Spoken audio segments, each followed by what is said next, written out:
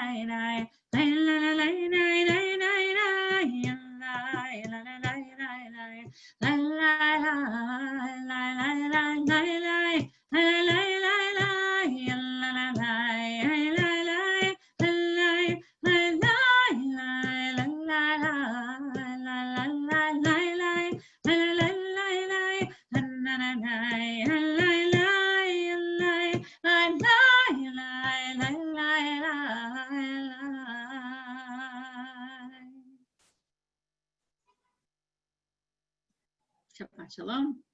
More from me later. Shabbat Shalom, everyone. So good to see all of you.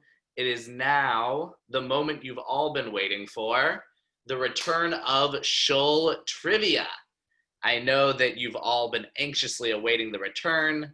We've been on a few-week hiatus, but it's really, really good to be back with you, asking you questions that you may never have cared about the answer, and giving you prizes that you don't want. So let's get started with this week's episode of Shul Trivia. Our first question, and sorry, just quick review of the rules. I will ask a question.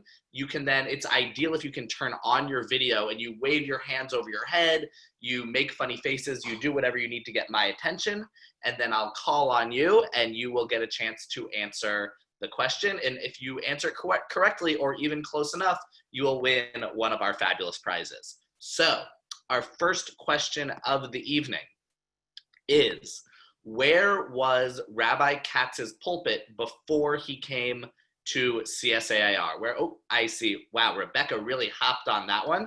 1 second, Rebecca, we're going to spotlight you. We're gonna unmute you. Tell us the answer. Okay, I was on the search committee, so I remember him from those days. He was in Monroe, New York, and the name of the school was Eitz Chaim. Wow, what a complete and amazing answer.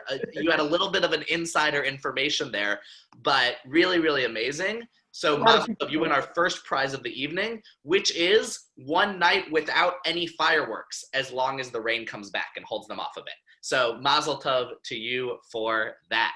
So we are now going to go to our next question. Our next question is, in the back hallway, in the back hallway of CSAIR, there are a number of offices where staff works.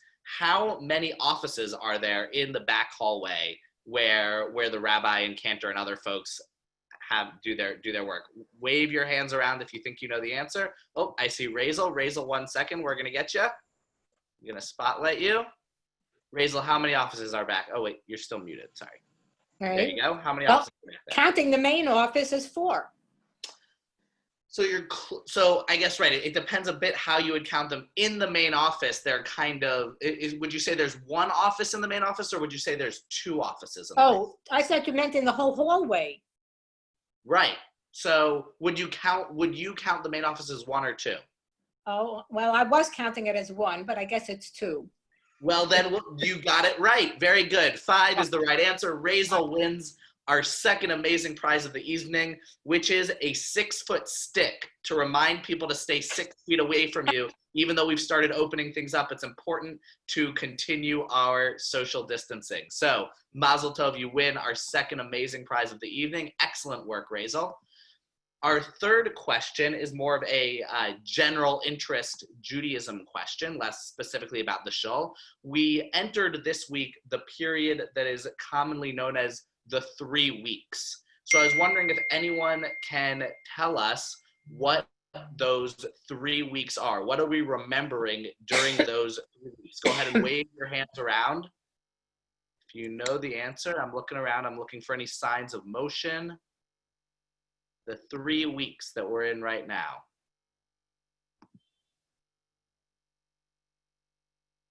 Oh, Judy Balmel, coming to you. I'm unmuting you. I'm spotlighting you. Weeks of mourning.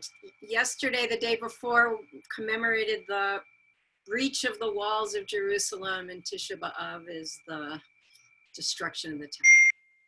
Yes, so not necessarily the most cheery of weeks that we have here, but they are commemorating these weeks when Jerusalem was under siege, when our people were in trouble, and as you said, they will conclude in just about 3 weeks. They started yesterday, and they'll conclude in just about 3 weeks with Tisha B'Av. So you win our third amazing prize of the evening, which is a free ticket to Hamilton from your couch. Unfortunately, the subscription to Disney Plus is not included with the prize, so you have to take care of that yourself. But nonetheless, an amazing prize for you this evening. All right, we have one last piece of shul trivia that we are going to ask everyone. This is possibly the most challenging shul trivia question we have ever asked. I want to give a shout out. She's not on the call right now, but as Katie did to Liba Kornfeld, who pointed this out to me. So the trivia question is, in the stained glass window above the bima at the shul, there is one letter that is backwards. There is one letter that is turned around. One letter of the Aleph Bet. It's a Hebrew letter. Does anyone know or have a guess of what letter that might be that is backwards on the stained glass window? Feel free to wave your hands. Do something funny if you think you might know the answer, or if you just have a really good guess that is really any Hebrew letter. I'll help you out if you just go for a guess there. Anyone care to guess? No, we have a fabulous prize on the line here, and all you need to do is guess a letter of the Aleph Bet. Oh, wait, the Yalkuts. We're coming to you. All right. Wait, sorry, let me unmute you. You have to press it there. You're unmuted. Great. Okay. What's your guess? Oh, our guess is Aleph. Aleph, that's a good guess. Think something more in the middle of the Aleph Bet. What might be a letter that's more in the middle? Maybe the middle. Ma'am. Ma'am! Very good. On only her second guess. What an incredible performance. You win our last amazing prize of the evening, which is any staff member of CSAIR will record your answering machine for you. All you have to do is let me know who you'd like, and we will record any message you'd like on your answering machine. A huge prize. Really, really excited for you. You can also trade that in for its cash value, which is approximately $0. So mazel Thank you. tov to you. Very excited for you on your win. Yes, Mason points out that first you have to find your old answering machine. So we are now, thank you everyone for playing Shul Trivia. We'll be back probably in a couple weeks with more fun and interesting facts about our synagogue. Also, once you look at that stained glass window that's up above the bima and you see that backwards M, it'll like draw your eyes every time. So look for it, find it next time you're in the sanctuary, which hopefully will be very, very soon. I'm now going to turn things over to Rabbi Katz for some Torah. Hey, thank you. It's so nice to see everybody. Sorry I was a couple of minutes late. So some of you might have had a similar experience, but back in the 80s, there was a Russian Jewish immigrant family that moved to Monroe, New York, where I used to serve as rabbi. And members of the synagogue met them at the airport and brought them to the apartment that we rented for them. And we got them settled. We left them some basic groceries. We weren't sure exactly what they wanted. And then we kind of let them settle into the place. A day later, one of the members of the synagogue took them and went to the apartment and said, we're happy to take you to do a regular shopping. And this couple and their child drove with the person to the supermarket in the neighborhood and walked into the supermarket, and they looked around and they were very quiet. It chose a couple of things from the fruit and vegetable section. And the member of the shul said, it's okay. We've collected money. We want to help you get settled. Don't worry about what stuff costs for right now. Soon enough, you'll have jobs. Everything will be okay. And they kept on going, taking like a little thing here. And then they got to the cereal aisle. And they just stopped in the middle of the cereal aisle and looked. They looked to the right and they looked to the left and looked up and they looked down like an American supermarket. And in their very, very basic English, they said, in Russia, we were lucky if there was any cereal on the shelf, but here there's just too much. We can't choose. Please choose for us. The Torah reading for this week offers a way to think about choice that is intriguing. So we are still wandering in the desert, wandering in the wilderness, as if you didn't know.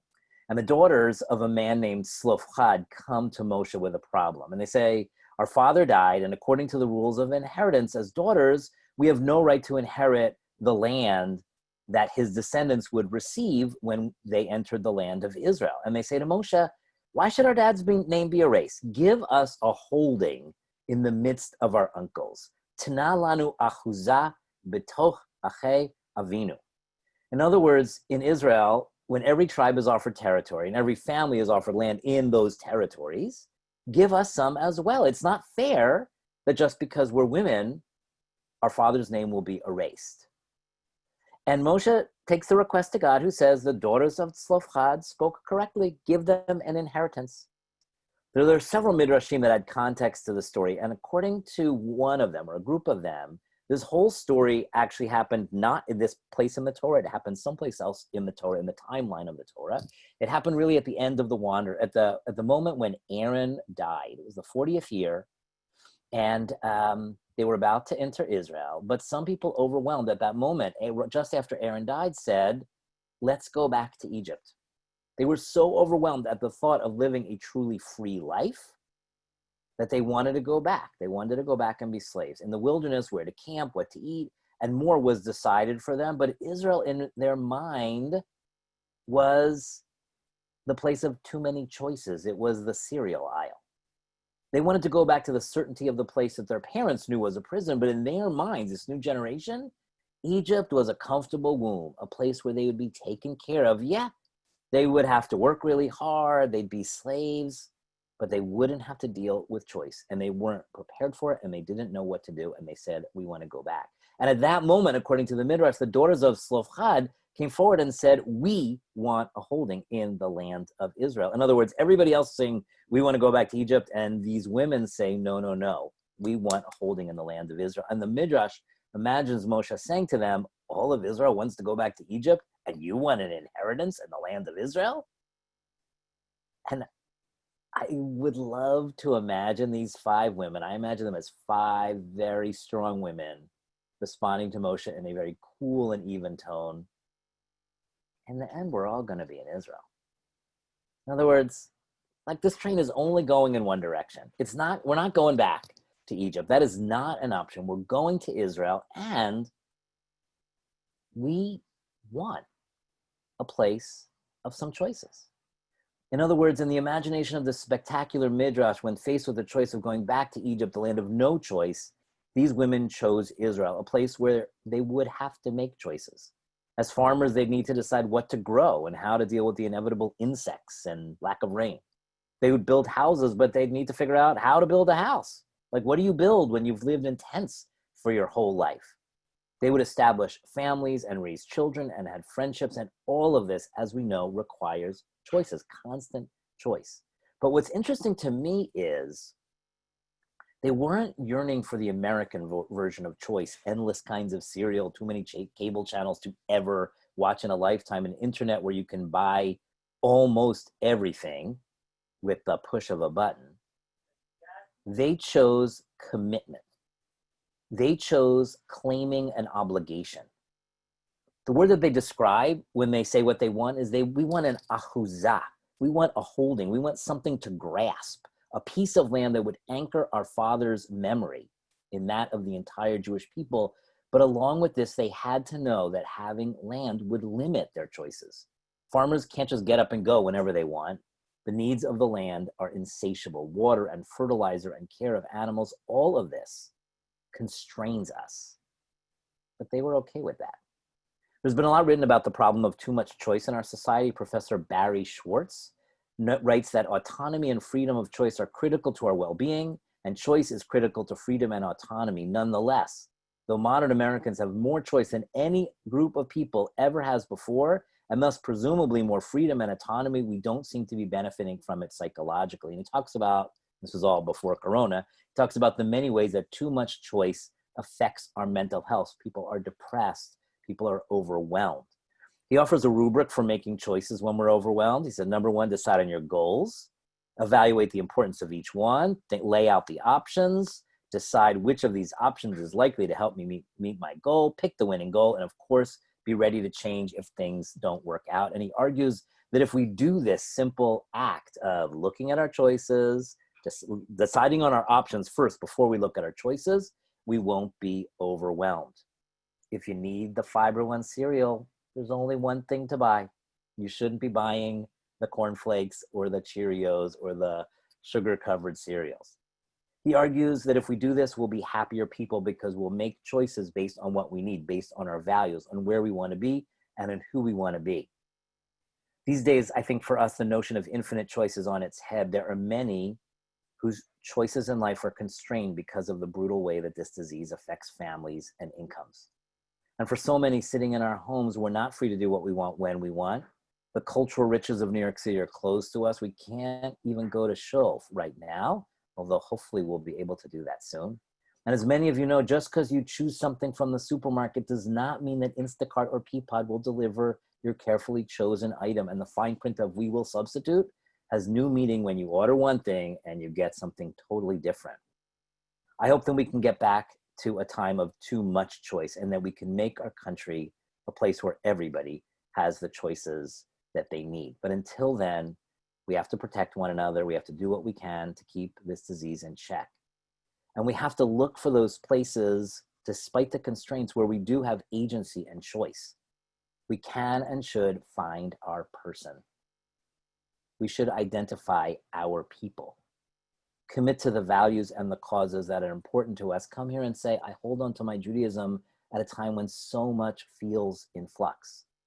Living within well-chosen limits, commitments is in some ways more liberating than having all the choice in the world. Bnot Tzlofchad, the daughters of Tzlofchad, teach us about what it means to use your voice. They teach us about agency. They teach us about listening to women and more. But they also come forward and say, we want a holding in the land of Israel. Moshe says, everybody wants to go back to Egypt, and you want a holding, an inheritance in the land of Israel? And they say, yeah, we know. In the end, we're all going to be in Israel. It's going to be a place where we're going to have a lot of choices to make, but we're okay with that.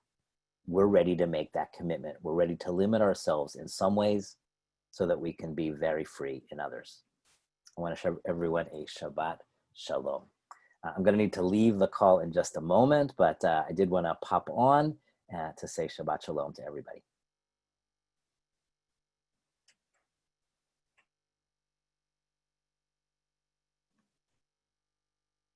In essence, we're not able to be together on Shabbat morning just yet, although hopefully that'll be coming in a few weeks. I'm going to share Eladon with you today, which is one of my favorite things to sing on Shabbat morning.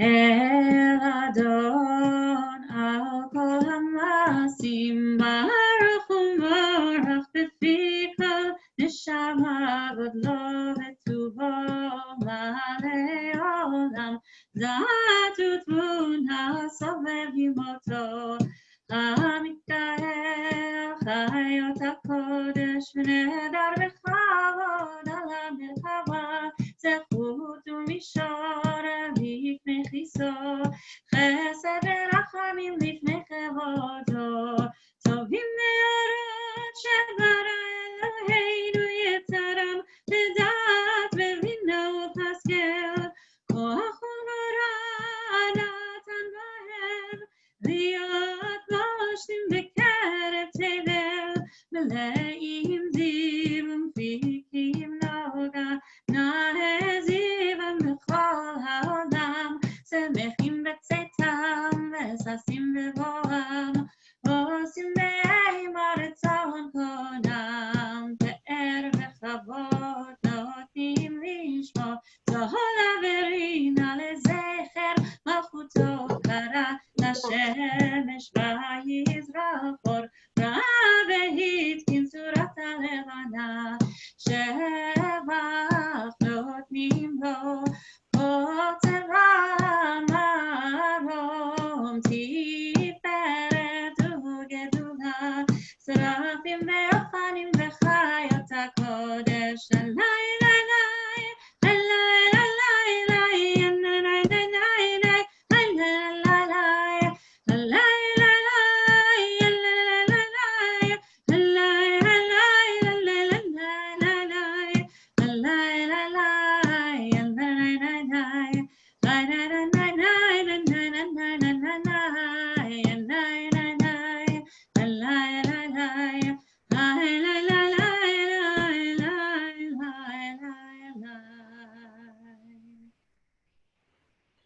Such beautiful singing, really, really amazing. Thank you so much, Cantor Stevens.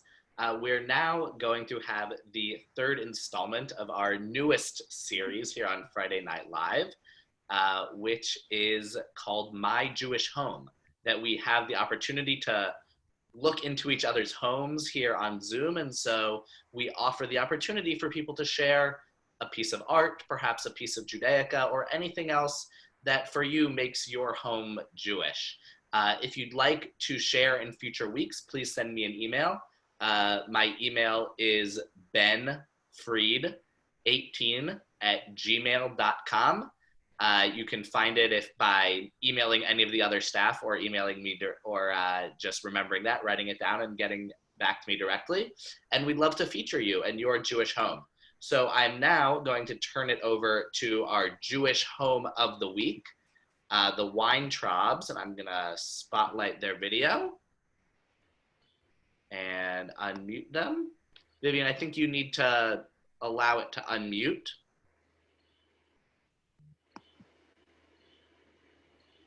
There you go. All right.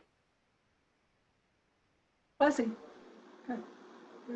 So I was looking for my usual challah cover, but I came up with this one, which is, come here. yeah, fuzzy. A challah cover that Samantha made when she was in nursery school, in 3-year nursery school. And then we have Noah's, which is the same. It's not coming out good. Can't get it clear. Want the light on? No, it's not, it's fuzzy. But I found this, that was done, now that's better, by my mom.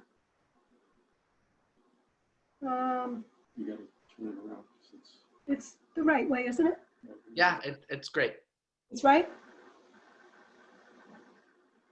Okay, so, but I found this one is the one that we use all the time. And this was from my sister. She got it in Israel. And this is the challah cover that my sister, challah board that she gave to us. And it has a knife. It comes in here. Whoops. Those are really beautiful. That's it. All right. Well, thank you so much for sharing with us and giving us a peek into your Jewish home and a peek onto your Shabbat table, as it were. And we look forward to seeing more pieces from more people's Shabbat homes in the future. So I'm now going to turn things over to Rabbi Greenberg for some closing brachot. Okay, so we're going to do the Mishaberach now for all those who are in need of healing. There are so many people in our world, in our city, and in our country now who need healing. But if anyone would like to share a name now of someone you're thinking of, please take a minute to unmute yourself before we say the Mishaberach together.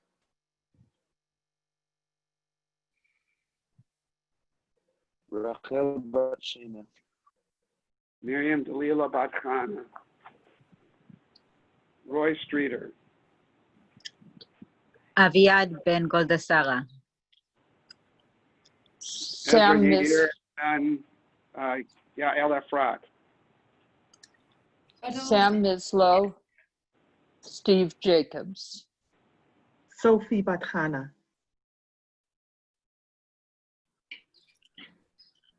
Thank you. So we'll be thinking of all those people and all those who we love who are in need of healing. Mishaberach Avotinu Abraham Yitzchak v'Yaakov Sarah Rivka Rachel v'Leah Yivarech v'Yirapeh Tacholim HaKadosh Baruch Hu Yimaleh Rachamim Aleihem L'achzikam v'Lerapotam Vayishlach Lehem Me'ara Refuah Shlema L'chol Yivrehem v'Yideihem B'toch Shar Cholei Yisrael Refuat HaNefesh Refuat HaGuf U'Refuah Krova Lavo Hashtam B'Agav B'Zman Kariv v'Nomar Amen. May God who blessed our ancestors, Abraham, Isaac, and Jacob, Sarah, Rebecca, Rachel, and Leah, bless and heal all those who are sick. May the Holy One in mercy strengthen them and heal them soon, body and soul, together with others who suffer illness. And let us all say, Amen. Amen. All right, now Mason is going to pull up the prayer in place of Kaddish for us. I'm going to read the English, and then we'll say the Hebrew all together very slowly. And before we start, if there's anyone who has a yortzeit or is in mourning and would like to share a name of someone they love who they're thinking of, please unmute yourself and take a minute to do that now. Shirley Freed. And Furter. Pincus Ben Shalom.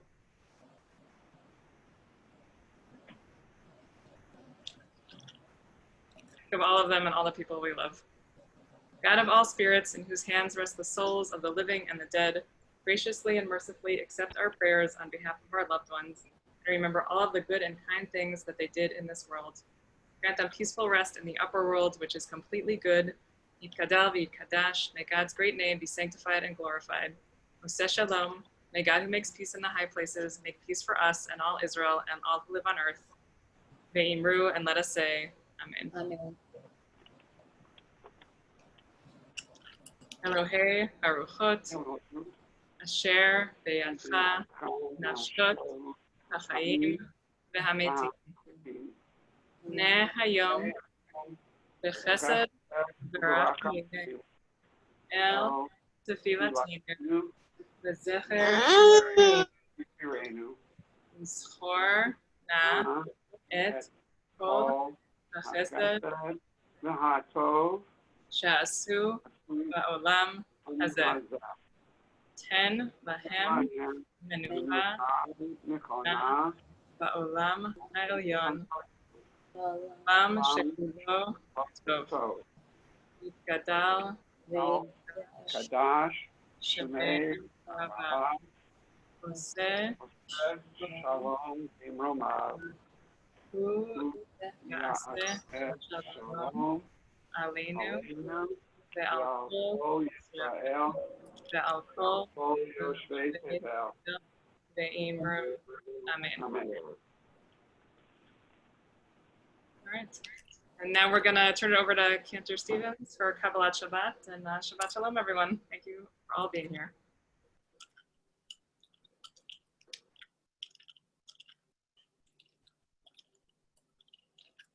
Shabbat Shalom. Get my Toida. I'm going to sing the El Adon that I introduced last week. And for those of you who weren't here, it's a beautiful new melody for Yedid Nefesh. It's a beautiful melody for Yedid Nefesh that was written by Rabbi Josh Warshawski, who was here earlier this year, and it's just become one of my favorites as soon as I heard it. Hi, hi, hi, hi, hi,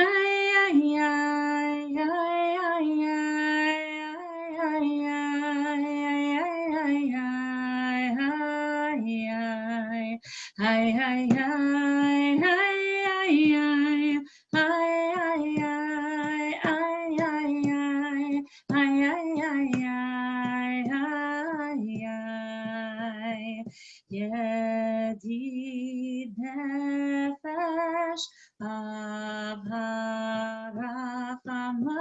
Neshoch Avdach Eretzonach O Yarutz Avdach Kemo Ayan Ishtachave El Muhadarach O Yeravo Yedirutach Minofetzuv Vechotam Hai hai hai hai hai hai hai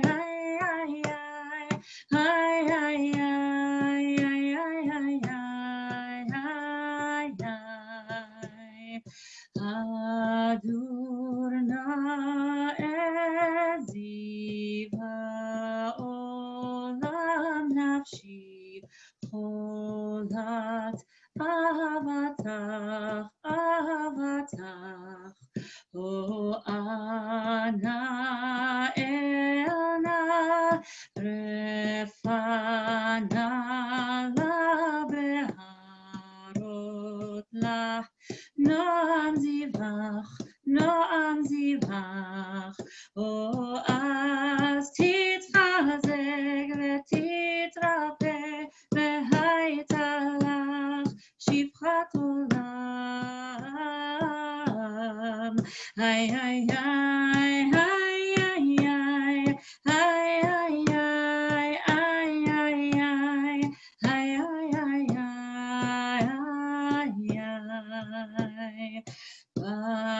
Vatikemo rachamecha v'chusana al ben ohavach o ki ze kama נחשף לראות בתפארת וזך או עדי לי מחמד ליבי חוסנה ואתי תעלם היי היי היי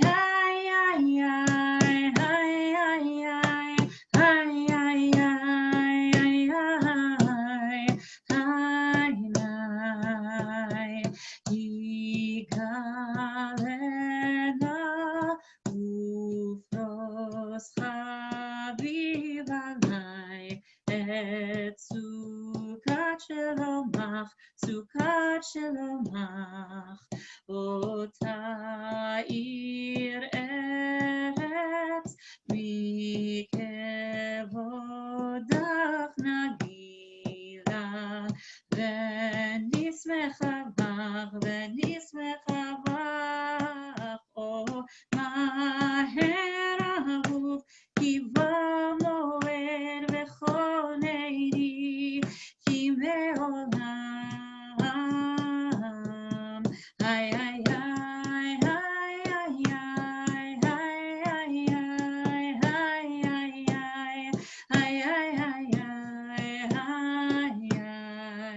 היי היי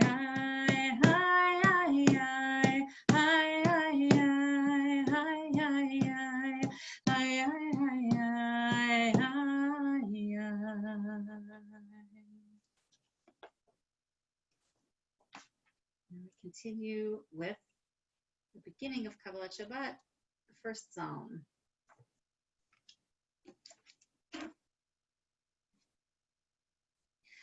לכו נרננה לאדוני, נריע לצור אישנו,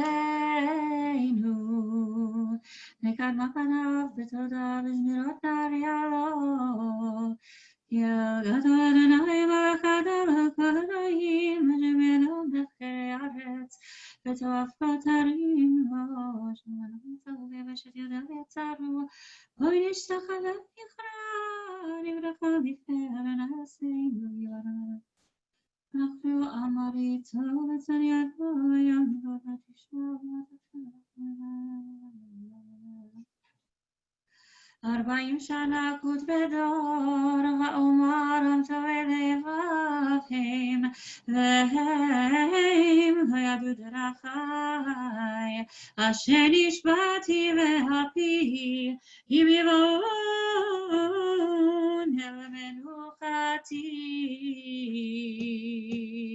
שירו לאדוני שיר חדש, שירו לאדוני כל הארץ, שירו לאדוני ברכו שמו, בסרו מיום ליום ישועתו, ספרו בגויים כבודו, בכל העמים נפלאותיו, כי גדול אדוני ועולם מאוד, נורא הוא על כל אלוהים עלי, כי כל אלוהי העמים אלילים, ואדוני שמיים עשה הוד והותר, לפניו עוז ותפארת במקדשו.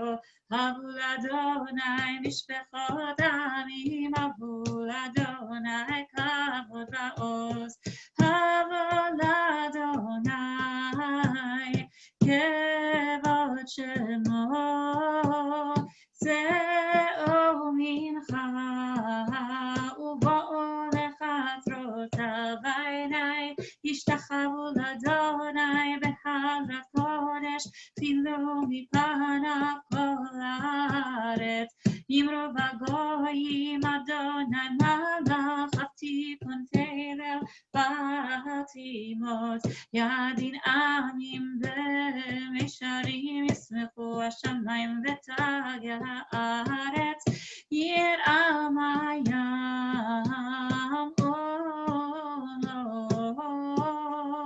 יעלו שדי וכל אשר בו עיני, אז ירננו כל עצי יער לפני אדוני,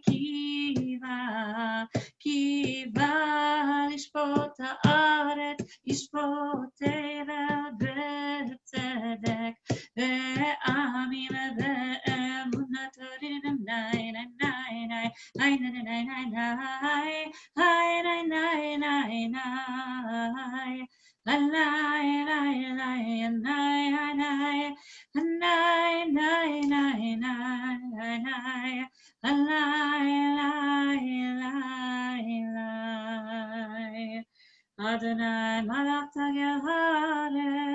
ישמחו עם רבים.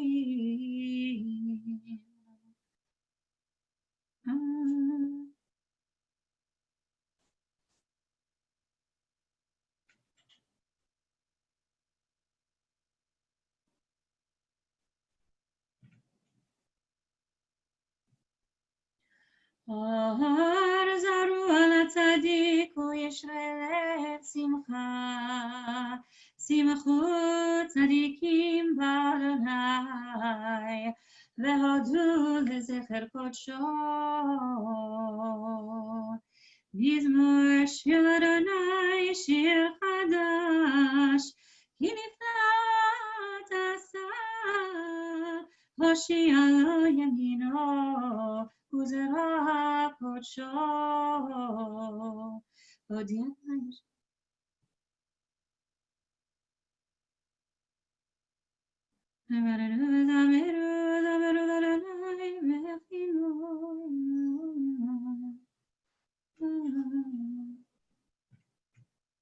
לפני אדוני קיווה לשפוט הארץ, ישפוט תבל בצדק ועמים במישרים.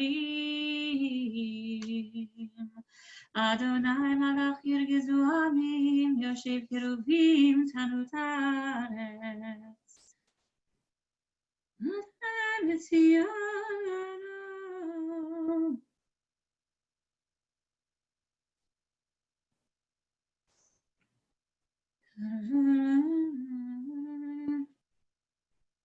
ועמוד ענן ידבר עליהם, שמרחוק נתן לנו. רוממו אדוני אלוהינו והשתחוו להר קודשו, כי קדוש אדוני אלוהינו. מזמור לדוד, הבו לאדוני אלים, הבו לאדוני, כבוד לאוזני, הבו לאדוני, כבוד שמו ישתחוו לאדוני, אהבת קודש, כל אדוני המים, אל הכבוד ירים. אדוני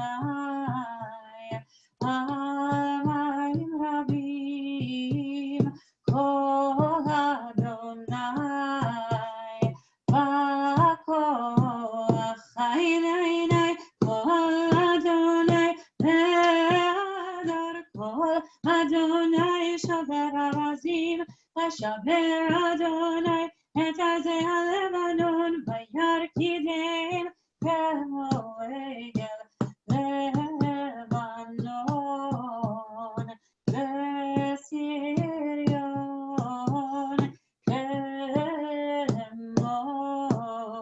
כמו בן רעים מעיני. כל אדוני חוטב להבות אש, כל אדוני יחיל מדבר, יחיל אדוני מדבר קדש, כל אדוני יכול לעלות ויחסו יערות ובהיכלו, כולו אומר כבוד עיני. אדוני למה בו יושב וישב, אדוני מלך לעולם. אדוני עוז לעמו ייתן, אדוני יברך אליו שלום.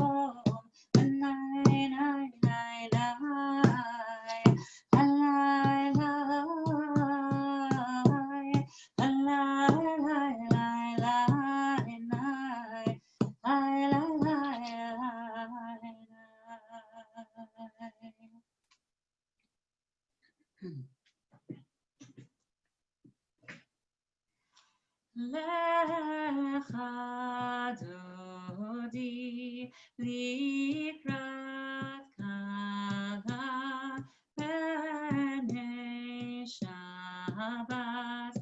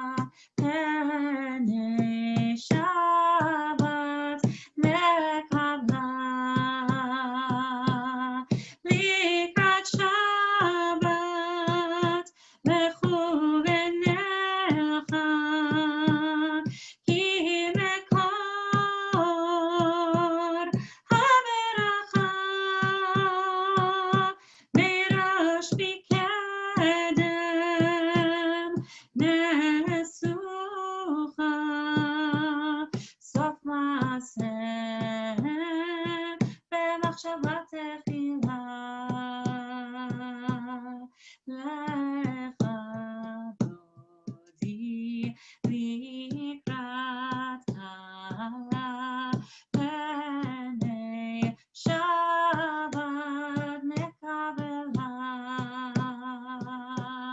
מקדש מלך עיר מלוכה כל מצאי מתוך ההפיכה רב לך שבט בעמק הבכה ראוי יחמור עלייך חמלה לך דודי לקראת כלה פני שבת נקבלה. התנערי מעפר קומי לבשי בגדי תפארתך עמי על יד בן ישי בית הלחמי קורבה אל נפשי יעלה לך דודי לקראת כלה פני שבת נקבלה. התעוררי התעוררי כי באורך קומי אורי אורי אורי שיר דברי כבוד אדוני עלייך נגלה לך דודי לקראת כלה פני שבת נקבלה. לך דודי לקראת כלה פני שבת נקבלה. לא תבושי ולא תקלני מה תשתוכחי ומה תהמי בך יחסו עניי עמי ונבנתה עיר עתילה. לך דודי לקראת כלה פני שבת נקבלה. והיו למשיסה שוסייך ורחקו כל מבלעייך יסיס עלייך אלוהייך ימצא שפתה כלה. לך דודי לקראת כלה פני שבת נקבלה. לך דודי לקראת כלה פני שבת נקבלה. ימין ושמאל תפרוצי ואת אדוני קריצי על ידיש פן פרצי ונשמחה ונגילה. לך דודי לקראת כלה פני שבת נקבלה. בואי ושלום עטרת פלה גם בשמחה ובצולתו אמוני עם סגולה. בואי חלה לך דודי לקראת כלה פני שבת נקבלה. לך דודי לקראת כלה פני שבת נקבלה.